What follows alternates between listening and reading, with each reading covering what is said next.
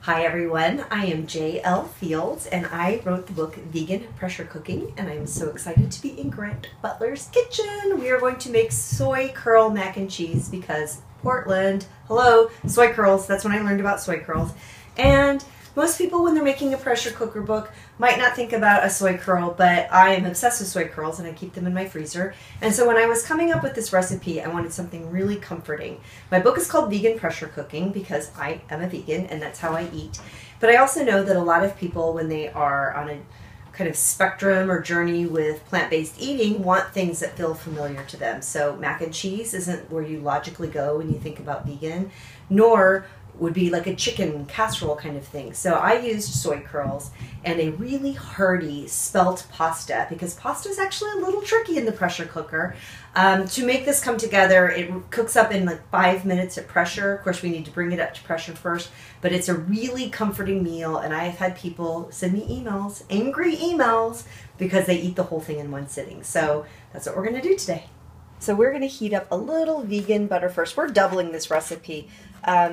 The recipe as it is in the cookbook serves 2 very generously, but I have learned that people really like to eat this up. So we're going to double the recipe, and I'm going to heat up our vegan butter with some garlic and some onion. Now let me tell you, the thing about the saute function that I really like when you're pressure cooking is what a lot of people don't realize is that if you see a recipe and it says cook for 8 to 10 minutes, they think that that's when it's going to be done. But actually, your pressure cooker has to come to pressure first. So if you add this saute step, you're getting your pressure cooker hot.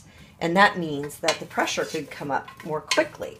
So not only does it add flavor to the cooking process, but you also are going to get it nice and hot and ready to come to pressure.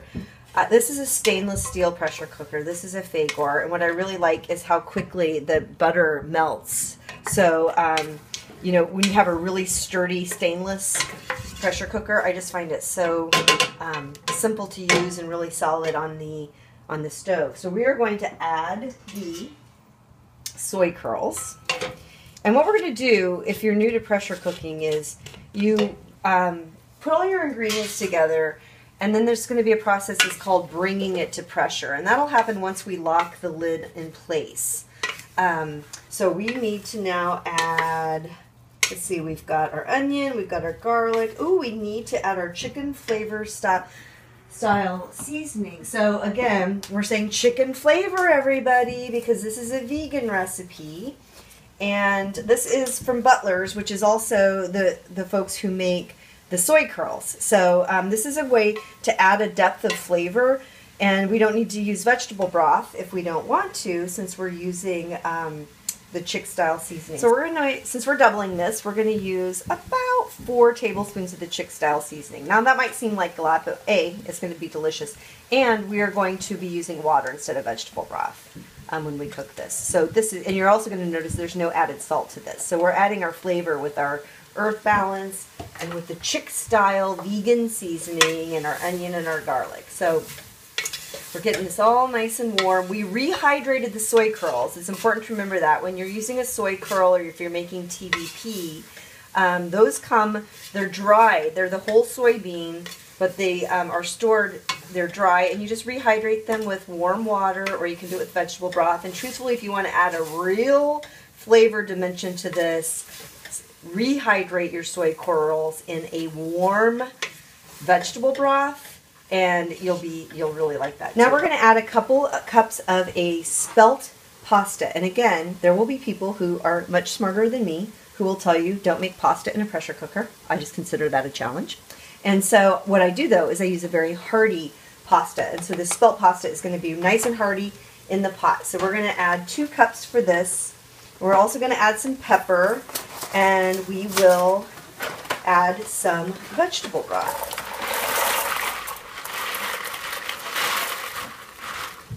Okay, so we're going to add our 2 cups of our pasta, and then we want, how much of our water do we want? We want Oh, I actually want to add some pepper too. Let's not forget that too. Oh, the other thing you should remember, it's not doing this, but I think it's important to remember, when you're doing the saute function in the pressure cooker, just keep a little water next to you. If something started to stick when we were sauteing these soy curls, we could just go like this, and then we don't have to worry about that. So for people who actually choose not to use a vegan butter, or they are not using oil, and they're doing a water saute or a vegetable broth saute, just keeping that right next to it helps keep things from sticking when you're doing the saute function. All right, so we're going to do about a equivalent of about half a teaspoon of pepper. I just do a little bit. I like the flavor so that when I taste it when it's done, I can always add more pepper later. But remember, we're not adding salt to this because we have so many other flavorful things in here. So the pepper gives it a nice little, just a little bit of a spice. And now we want to add our water. So since we are doubling this, we're going to actually do 4 cups. And then what's important, what you're going to want to see, this is a little tricky when you read it in the book, as I say, I want you to kind of pat down the pasta and the soy curls, and I'll show you just what I mean. So we've got our water in here, and I'm going to stir this, and so you'll see that the soy curls are covered, and then I'm just going to kind of pat it all down. So we've stirred in the nutritional yeast, and now what we want to do is just kind of pat it down to make sure that our soy curls and our pasta are mostly submerged in the broth. So remember, we've got onions and vegan butter and garlic and some pepper and our soy curls and our chick style seasoning. So now it's go time when it comes to the pressure cooker. We're going to put the lid on. We're going to want to have a couple of things happen. When it comes to pressure, the first thing that will happen is this yellow button is going to come up. That lets us know that things are going great. And then soon we will hear and see what pressure looks like on this particular device, which is a Fagor. We're cooking this on a, are we cooking it on high or low? We're cooking it on low. So on many pressure cookers, you can choose from high or low. High is 2, which is standard for beans and grains. 1 is a low, which is often for vegetables. But remember, in this case, we are cooking with a soy curl, which has already been processed at one point. We simply rehydrated, and a pasta, which cooks up quickly. So we're going to put the lid, they call this locking the lid in place. So we have locked the pressure cooker lid into place, and we have it on 1, which is for low. So now we're going to increase the heat, because what we want to do is bring this to pressure, and that will probably take a couple of minutes, but remember, we did a saute function, so it'll come up to pressure a little bit more quickly. And once it comes to pressure, at that point we begin counting down the time for the recipe. So when a recipe calls for 5 minutes, you come to pressure first, then you count your 5 minutes. So we're going to bring this to pressure, and then we will cook for 5 minutes. So we have now achieved pressure. You see the steady stream of steam coming out, and you hear the sound. Now our job is to reduce the heat enough to maintain this pressure, and now we're going to start counting down. So we will now count down from 5 minutes. Okay, so we have been cooking at low pressure for 5 minutes, and now we're going to do a quick release, and this is how it works. I turn on cold water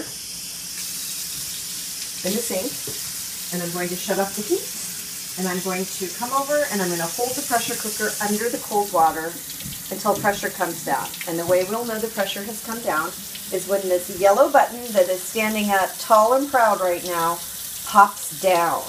And so quick release means that we're letting the cold water do it for us. For people who use an electric pressure cooker, they can just flip that valve on top and allow the steam function. But this is a quicker way to do it, and it's a little less messy. There's not a bunch of steam coming out.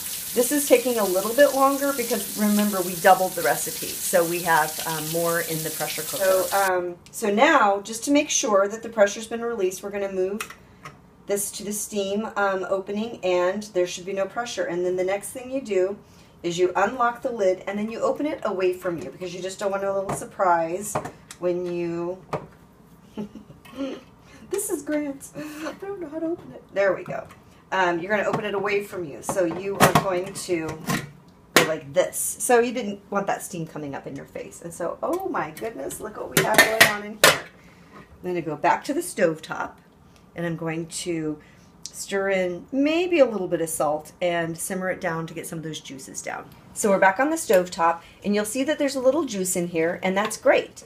And we have it running on simmer right now. And again, note that I have said that we don't need to add salt. You'll see it as an option. We used water and we used some chick-style seasoning, but now I'm going to put in just a little bit of shredded vegan cheese. And so on the simmer function, stirring this in, we're just going to thicken it up a little bit. And you notice that even though this is called soy curl mac and cheese, the cheese isn't the star here. It's the soy curl, it's the pasta, it's the chick-style seasoning, but we just added that cheese, and look how quickly that little leftover juice just got nice and thick the way we'd want for a mac and cheese. And so I think we might be ready to taste this. We might want to put a little salt in, but my guess is no, that we're going to put this in a bowl, add some fresh ground pepper, and devour. We definitely don't need to add salt, but I think a little bit more pepper is a great way to serve this. So here you have it, soy curl mac and cheese, one of my favorite comfort foods. Zero guilt, lots of flavor, and Portland, come on, soy curls. Need I say more?